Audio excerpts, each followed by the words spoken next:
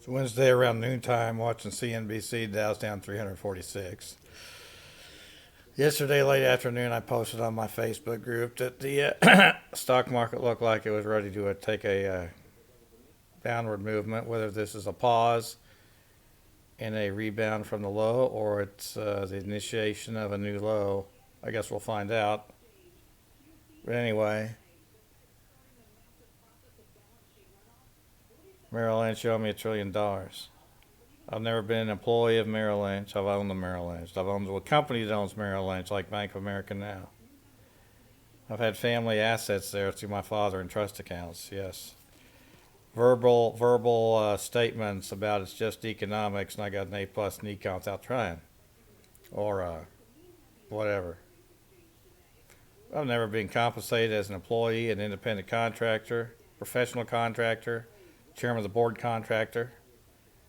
Chairman of the board, they're employees, aren't they? Chairman of the board's an employee with a written contract from the board of directors, employment contract. I've never had that with any of these. I've never had that anywhere, really. Merrill Lynch handed me $1 trillion for disrespecting me, my ownership, my degrees, your flunk out of kindergarten equivalents. The chairman of the board and board of directors has never called me back or responded since this first happened in 1987 or 8. That's unacceptable. They're all punks. It's $1 trillion for those trespassing charges, and it's $5 billion a year in paycheck for saying my degrees don't matter. It's flunk out of kindergarten equivalent. I mean, really, that's all that matters in getting a business license or, getting a paycheck as an employee. Top paycheck, chairman of the board paycheck.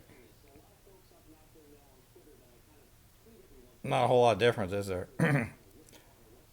Business license process, disrespected on that.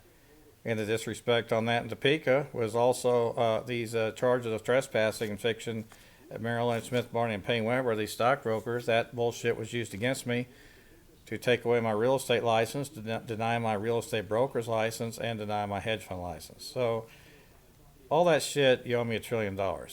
It'll never end, never. Sprint, Waddell and Reed, no police actions, but you owe me $1 billion just because you're fucking. I guess the Waddell and Reed.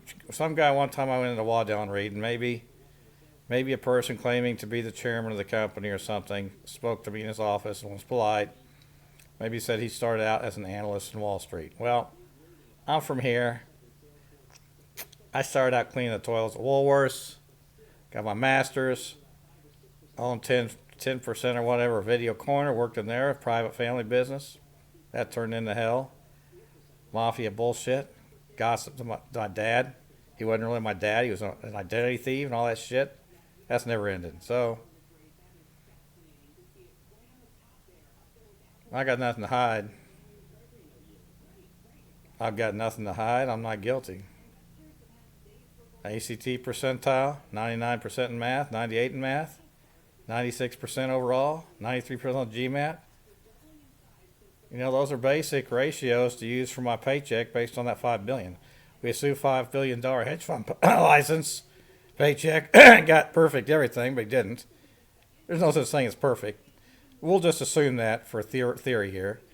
I get 96%, 93% of that. That would have been fine. Day one. They didn't do that. They owe me $1 trillion.